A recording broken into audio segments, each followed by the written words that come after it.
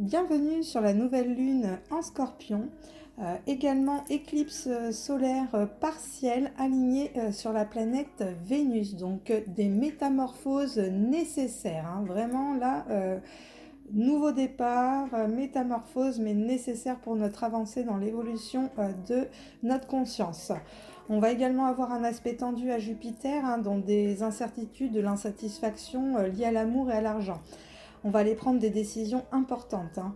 La prochaine éclipse solaire partielle sera le 29 mai 2025, hein, donc autant dire que ce sont des événements rares.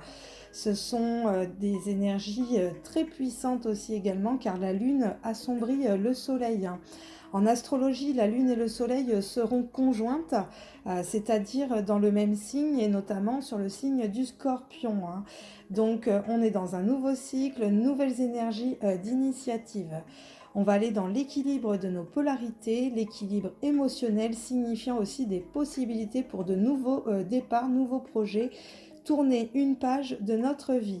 L'influence de cette éclipse va durer pratiquement plus de 6 mois dans les effets de la matière. L'énergie va être démultipliée. Donc des remises en question sur d'anciennes habitudes, des croyances, des comportements.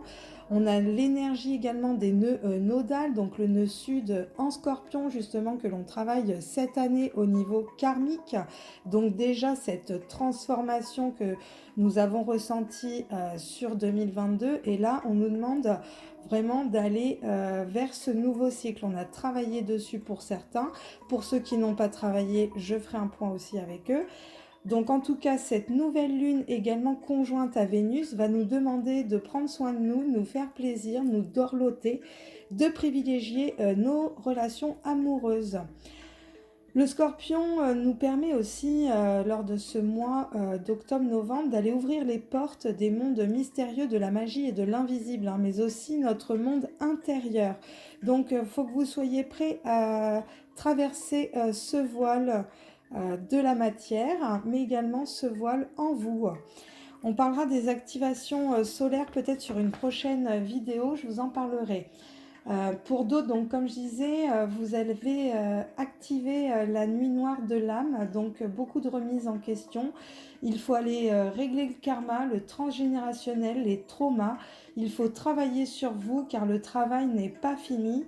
Et, et pour les autres, vous allez passer à des nouveaux contrats karmiques, donc vous allez avoir de nouvelles choses encore à régler sur ce nouveau cycle. Donc mardi, un portail s'ouvre, hein, le Scorpion, hein, donc ce grand alchimiste des signes, hein, c'est le signe de la magie, de l'occulte, du mysticisme, de l'invisible et de la mort, hein. Donc le Scorpion a une profondeur d'âme, hein, c'est un détective, il aime chercher les solutions aux énigmes. Donc cette lune est parfaite pour l'introspection. Il y a également la Toussaint, la fête des morts, qui est célébrée dans le mois du Scorpion. Donc le 31, nous avons Halloween, anciennement le sabbat de Sahem. Mais également le 2 novembre, le jour des défunts, c'est le jour de l'ouverture entre le monde des vivants et des morts. Donc le seul jour où les chrétiens autorisent à parler aux morts, aussi également au niveau religion.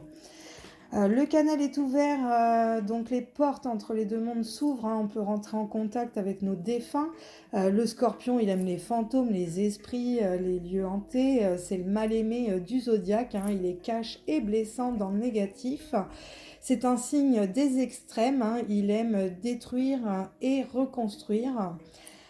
Il faut modérer ses propos pendant la saison du Scorpion et ne pas aller nourrir la colère ou la rancune, hein. Signe de transformation, renaissance à vous-même dans une meilleure version de vous. Donc réglez le passé car le Scorpion transporte des énergies de vengeance. Donc le Scorpion est régi par Mars, hein, donc Mars énergie de guerre.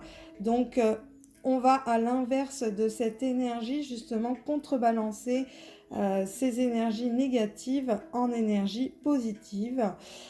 Car là, un nouveau cycle commence après un bilan, donc place aux visualisations et aux projections et aux vœux pour créer votre vie rêvée.